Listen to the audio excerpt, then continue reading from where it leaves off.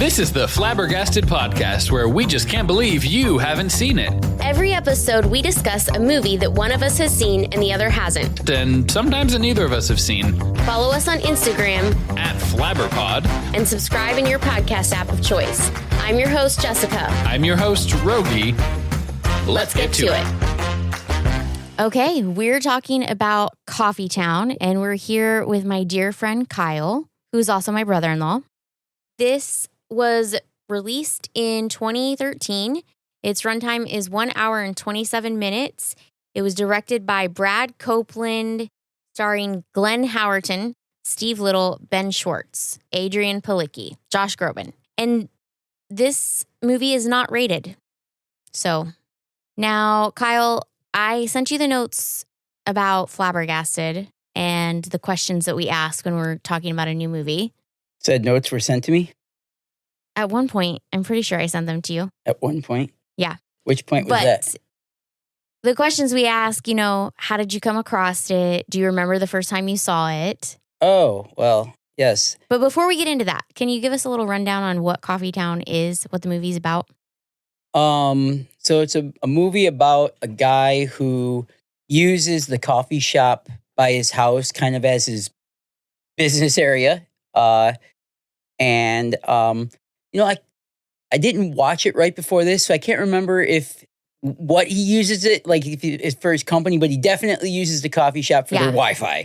Yeah. And then he kind of grows on it, and I know the premise of the movie, like he says, as long as you're sitting there drinking coffee, you can use but then that's basically it. He uses the coffee shop for his Wi-Fi instead of using it at home, so it's like his office away from home.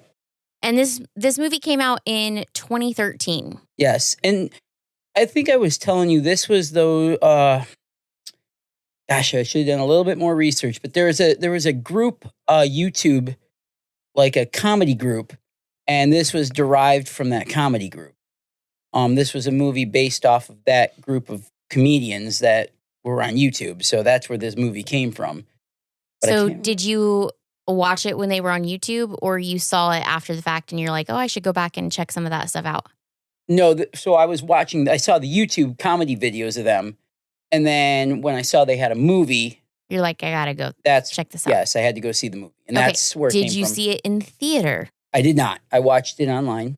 I saw that they had it on Apple, on iTunes, so that's where I saw it, yeah. I mean, let's be fair, I didn't research if it actually came out in theaters either, so I'm not sure. I don't remember if it came out in theaters. Okay. But it had, what's his name, Josh Groban in it? Josh Groban, yep. So that was another thing. I was like, well, they got a big name in it, so that also drew me to it. Okay, so questions, that's how you came across it, the YouTube. Yep.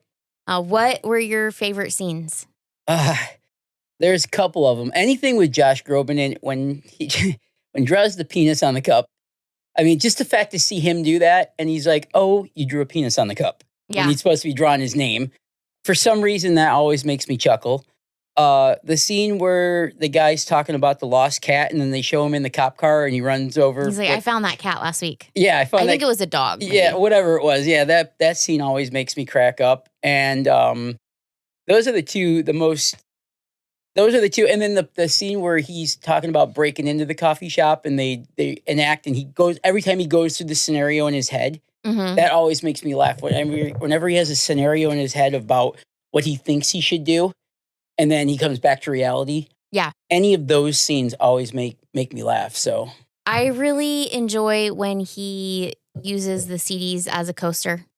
Yes. And he's like, I gave them to everybody. Yes. That, you know what? Those are the little details. Like, yeah, I remember, but yes, little things like that. It's just like a little thing that's funny. Yeah.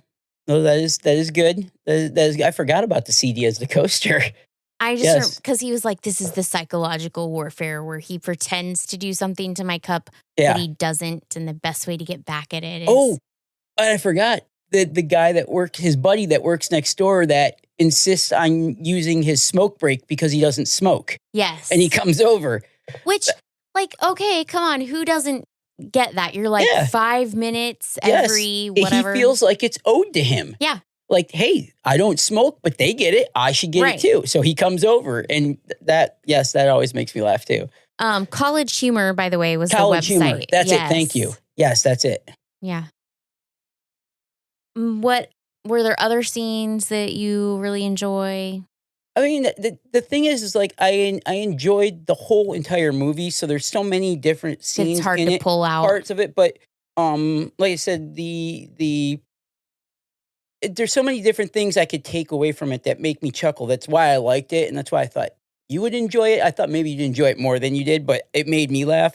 There's so many different things about it. The scene where his buddy the cop comes in and he tries to take full advantage of the fact that he's a cop to get the free coffee, or he hits on the girl, or and then his buddy next door when he comes over and he treats it like it's the guy's house, like it's the coffee, it's a public place, and he treats it like it's in the bathroom. They treat the bathroom, and then when they had to start paying for the bathroom, he gets upset about that. I mean, there's just so many little quirky things that are funny about it, I think. Yeah. When they talk about what they were originally going to name the coffee place, I mean, just there's so many little things. And I think they did a really good job of throwing all kinds of cultural things into it to bring them in to show you how ridiculous some of the things that we do or say can be when you put them into perspective. And, like, for instance, the smoke break, or the charging for the bathroom, or the fact that you're there and they want you to constantly drink coffee while you're using the Wi-Fi. Just all the little things that they brought into it. And the fact that I'm one of those people, when I'm out, I use Starbucks that's where I stop to do all my stuff. So I think it was very relatable for me. Yeah. And that's why I think I found it so funny, because I'm that guy sometimes. and it just makes me laugh. And just watching the way that, I mean, Josh Groban's character made me laugh a lot too, because for him to see him in that kind of a role was pretty funny too. He kind of played well with the other characters. I didn't expect that from him. And to see him do that, I would have loved to seen some outtakes. That would have been nice. But the outtakes were hilarious. Yes. But how he keeps a straight face with some of those scenes, I have no idea. Any of them really. But just the everything, messing with him every day with the coffee and the name and stuff. He mispronounces his name purposely. Just to see him in that role just makes me laugh. And just the chemistry between those two, I think, would have been fun to see them in action doing that. So I think those are a lot of things. The fact that it was relatable to me, the fact that I had seen some of the College Humor skits before, and I knew kind of what to expect from their humor. And then to put it all together, and then, like I said, with a familiar person, seeing that person in a different role and in that, and just, for me, it was an all-around good movie for me. Yeah. So, and that's why when I was like, I want you to enjoy it the way I did. And, you win some, you lose some. I don't know that I quite enjoyed it as much as you did, but it was definitely interesting. I think I honestly was like, I don't know how he's friends with these guys. Yes. But sometimes I'm like, okay, that's fine. I guess you have people in your life that are just in your life and they just are a part of it, and they're just always there. And so you just accept them for who they are, which is good for you. Like the guy next door at the other building that sells the light bulbs or whatever. Yeah. That makes no sense, their friendship. Right. How do they even know each other? How do they know? Yeah. Are they neighbors? Like, we don't get that information, but it makes no sense how they are friends. But somehow you need that for this all to work. Mm-hmm. And it cracks me up, the whole dynamic. The dynamic, yeah. I think one of the things I enjoyed, and this is just some of the things for me, but I like the cartoon, like, drawing things when they make a comment. Like, he's like, this is my way to get a little joy out of life. And there's the deer, and he feeds the deer, and then the deer crosses the road and gets hit by the car. Yes. And then you see the car driving, and you can still see the cartoon drawing on the car getting smaller and smaller. Yes. Kind of reminiscent of like One Crazy Summer. Yeah. Yes, very much. And I always enjoy like fun credits when they're doing something different with those. So I liked that. I also like I think it's what you said. He's like going through this scenario in his head. So like when Becca steals the key and he's like, she stole my key, and he's getting like all like geared up and he's so annoyed about it. And then the next day she's like, oh, I forgot about this. Oh, I had no idea. Yeah. Like you just see how I think like people tell themselves these things and they get so caught up in their own perspective and then reality happens and it's like nothing like they expected. Oh, yeah. And he accepts that so quickly, which is nice and refreshing. Yeah. Or the way that the he's already a little insecure and they start talking about this other guy that's going to steal the girl that he doesn't even really have yet. Right. And he's like, oh, yeah, dude, he's a poop chipper. And he's like, what? What even is that? Come on. And he's like, oh, you don't know? And he goes into this, like, the cop friend goes into these, like, ridiculous tangents and scenarios about this guy and what he is and gets into his head over, like, nothing. Yeah. And it's just absolutely... Which is the other thing, like, you can tell yourself these things in your head and you make it up to be this huge thing and really it's like, not a thing at all. Yeah, but if, that's another one of those takeaways, like you can let the littlest things get to you that are totally irrelevant. Yeah. But if you're in that place where things can, make you feel insecure and he like doesn't even know what he's insecure about, but he is. And the guy just keeps digging. Yeah. The cop guy is pretty good too. He's a good character. So for the gist of the movie, we've got this guy, I've just forgotten his name. Was it Will? The character that's made the coffee shop his home. Yeah.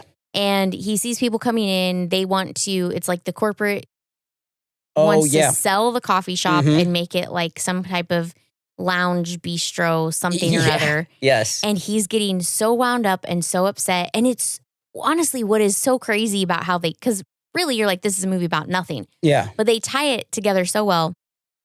In the beginning, the cop friend is talking. He comes in and he's like, better keep your head down. We've had some drive-by shootings. Yeah, yeah. Like, you don't even think anything about that. You think it's just like this comment. Yeah.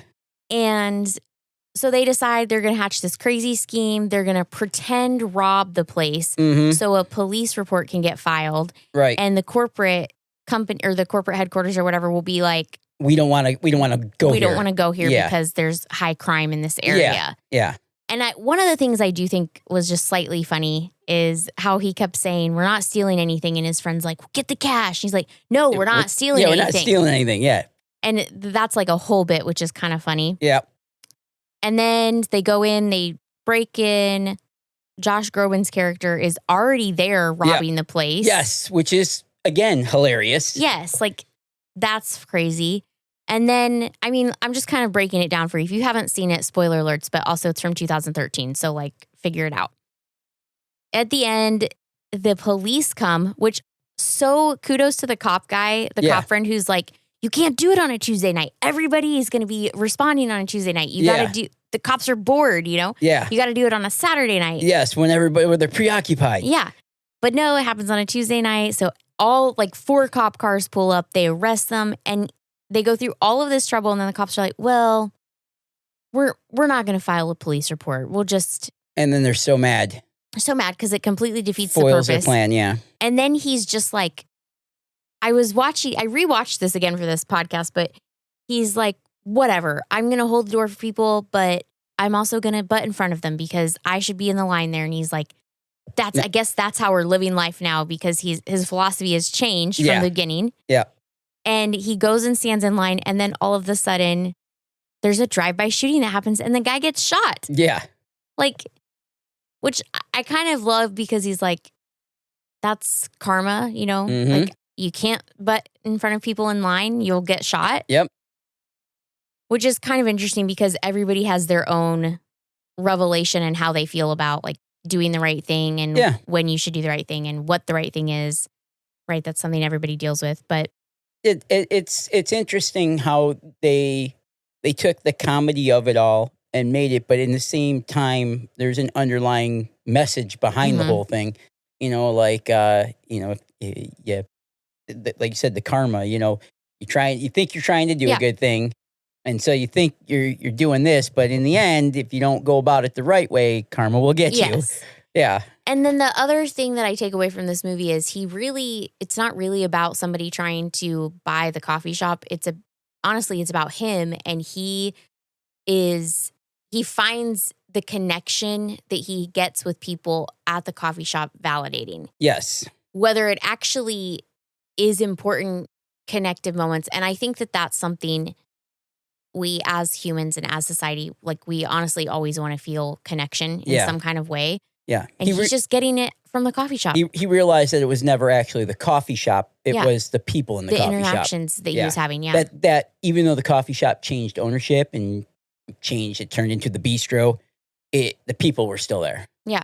And I think, he realized and at the end, they decide they're not going to buy it because there was a drive-by shooting which happened, which is the thing that they were talking about in the very beginning. They didn't even have to rob the place because that ended up, exactly. I mean, the writing in it is, to me, I just thought it was just well done for a budget movie that it was probably on. I forget what I did the research on it before, but it was not a very highly budgeted movie. But for what they did to put it together, and that's what I always thought, to get that much out of it and the way that they did it and to get that across is like, I think they put a lot of thought into how they wanted it to go. And yes, the drive-by shooting, which is what they talked about to happen, like, they're going to, there was just a drive-by shooting. And then they're like, well, that won't happen. So we'll rob the place to set up so we get the police report. And then they actually had the drive-by shooting. Yeah. And then, so it's like, it's hilarious that it all comes full circle. And I think that's one of those, I think they put that in there for a specific reason for people to realize that, hey, sometimes if you just let things happen. Right. Well, sometimes you think you can control things and you really can't. You really can't. You really just have to accept that there's things that are out of your control. Or, also, like you said, if you let things happen, sometimes you'll find things will go your way anyway. Yeah. Maybe in that case, you don't want to drive by shooting, but you don't want to get shot. The idea is that, I did find that interesting. Are there any memorable stories about when you saw this for the first time? You mean like from the movie or like? Just anything about like what you were doing that just sticks out that this is a movie that you've enjoyed and you've returned to. Gosh, do the math. 2013. Yeah, well, I remember I watched it. I was working nights and I remember it was slow. So I was like, okay, I need something to pass the time. I've been wanting to watch it. So I watched it to pass the time. Was it funnier because it was late at night if you were working nights? Well, this is kind of one of those where you sort of have to be a little like in the mood to watch it. Yeah, I think it was hilarious for me when I watched it. And I don't know, it could have been because that night, but it really fits to my type of humor. Yeah. So I think it would have been funny regardless of when I watched it. But I wanted to watch it with somebody else because, like, if you go to a movie in a movie theater, sometimes it's better because you get the crowd reaction. It's not just your reaction. It's like also connective. Yes. Like you're with other people that are experiencing the same thing at the same moment that you are. So hopefully enjoying or not enjoying at the same time that you are. Absolutely. And sometimes people react to stuff that you don't react to, and you're like, oh, maybe it opens perspective. Did I miss something? Yeah. But I think to answer your question, for me, I watched it that night, and I was so tickled by it, I guess, that I wanted to share it. So after I watched it, I started telling everybody. I probably told you guys about it, later, like, oh, hey, you got to see it, because I was like, telling people in the neighborhood or my friends or other coworkers. And then I wanted to watch it with them because I was so taken by it. I wanted to see their reaction. You wanted to share it. Oh, this part's coming up. I want to see if they laugh at this. Did anybody watch it with you? Yeah. Oh, yeah. I had a couple of friends, neighbors. I had some people over one time and I said, hey, let's watch this movie. And we did. And everybody that I had watch it with me got different reactions in different parts. Yeah. Which is what I love. Because if everybody only liked the same parts, it's boring. Fun, but it gets a little, So everybody had different parts that they liked. And I love that because it just shows me that the movie, can speak to everybody in different ways. Yeah. But that was what I liked the most about it was after I watched it, I wanted to share it with other people because it just for some reason, this one stuck with me where it was one of those movies, and you get them every now and then. I know I could go on and on about other movies like that. Goonies is another one. Like, if you haven't seen Goonies, you got to see it. Or Ghostbusters, or, the list goes on. We all have our movies. I mean, the three of us can sit here and say, have you seen this movie? Have you seen this movie? And those are our staples, right? Right. This one was one of those for me where I was like telling everybody about it because it was an obscure movie that nobody really knew about. Right. But I thought they should. So that was the thing, is I would pass it on to people and they would watch it. And they're like, man, I never heard of this before. And then I watch it. Or if they watched it by themselves and then told me, oh, hey, that was a good pick. I liked that one. That was hilarious. Good choice. That always made me feel good. So that's the answer to your question is like... Those are the memorable things. Those are the memorable things, was watching it with other people and seeing them enjoy it, and then, or them recommendation to them watching it and then coming back and saying, hey, I loved it. It was great. And then remember that part and then we talk about it. That was for me, and that's any movie, but this movie in particular, because it just stuck with me. And that's why I kept bringing it up to you guys. I think it resonates with you because, like you said, you go to the coffee shop and you do the stuff when you're out and about and everything. And so there's a lot of ties. Yeah. And then you enjoy the comedy aspect for sure. Yeah. Yeah. Yeah. And the type of comedy that this one has is just, I don't know. It's one of those that just very relatable to me. I really liked what you said, and I probably won't say it correctly, but just because I'm watching this movie and I'm like, oh my gosh, why are you saying that? But honestly, you have these people in your life and they say something and you look at them and you're like, did you really just say that? And sometimes you're disbelieving at what they say. So it is very just relatable. Well, and other things like that I've done in my life, like the guy next door, he was talking about the smoke break. He actually starts to try smoking just to see if he can do it. I mean, that would be, in my mind, that would be something stupid I would do. And so that's, I think, all those little things that I can relate to. And I can put myself into multiple characters in that. I can see things in all those characters that I would do.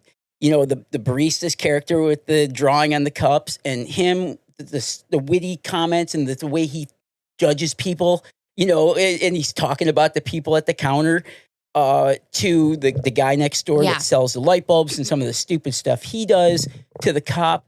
I mean, I have done things that all of them have done. So I think for me, that's probably why this movie was so relatable to me, because every one of the characters was a little piece of something that I would do or that I could relate to. Yeah. So that's why I think I enjoyed it so much. And I think that's why I always tell everybody to watch it, because for me, it's like, hey guys, this is me. Watch this movie. These could be people in your real life. Or it could be you guys. Hey, this is me, right? This is me when we're together. Any one of these guys. So, 13 years later, do you think that it holds up? Oh yeah, absolutely. For me, I can't say that for everybody, but for me, absolutely. I still think people do the same stuff at the coffee shop. I mean, I'm at Starbucks all the time. I see the same people there doing the same things.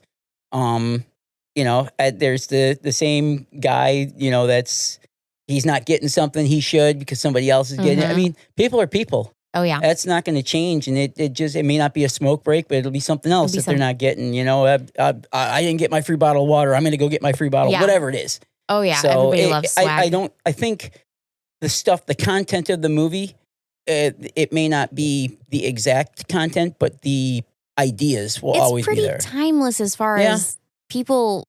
I mean, people are still at the core. People still resonate with some of those things. Yeah, you're not going to change the way people act and the way people think, but what it is that they think and talk about will change. But the ideas and the way people's philosophy and the ideas and what people, how they react to each other and stuff like that, or the way they judge each other. I don't think that'll ever change, because people will be people. But it's very relatable because, I mean, like you said, it'll be timeless. It may not be a coffee shop. Maybe in the future it'll be something else. But you can go back and watch this movie and go, oh yeah, it's not a coffee shop, but it's just like this now. I really liked the part. I mean, I shouldn't say I really liked. I should say it was humorous when one of the guys is coming in with his big, is it an iMac, where it's this huge screen? He's bringing the whole computer. Yeah, the whole computer. Yes. Where's your dial-up connection or whatever. Yeah, he's setting the whole thing up. Yeah. And that. there's still that guy. It might not be that, but he's bringing in. Yeah, he's got his whole gear. Yes. He brings in a wheel and suitcase. Yep. I mean, there's people there. Or he's got a whole setup. He's got like a Netgear Nighthawk. Yeah. He's trying to set his router up. Love that. It's like, no, not at the coffee shop. But there's people like that. And that'll never change. There's always going to be that guy or that girl. There's always going to be that person. I do like at the end, right? They don't sell the coffee shop and he does get the girl. Yes. And he's just kind of like, yeah, this is my life. And then it kind of just ends. But yeah, I do find that entertaining. I like a good, closing all the things. Yes. Everything comes to, there's closure. Yes. Yeah. I appreciate that. Yep. Well, if you have anything you want to say about Coffee Town, you can reach out to us on our link tree, which is in our show notes, and leave us a comment and give us an idea of what you think we should watch or what you just can't believe we haven't seen. Thanks, everybody. Thank you, Kyle. Yep. Thank you.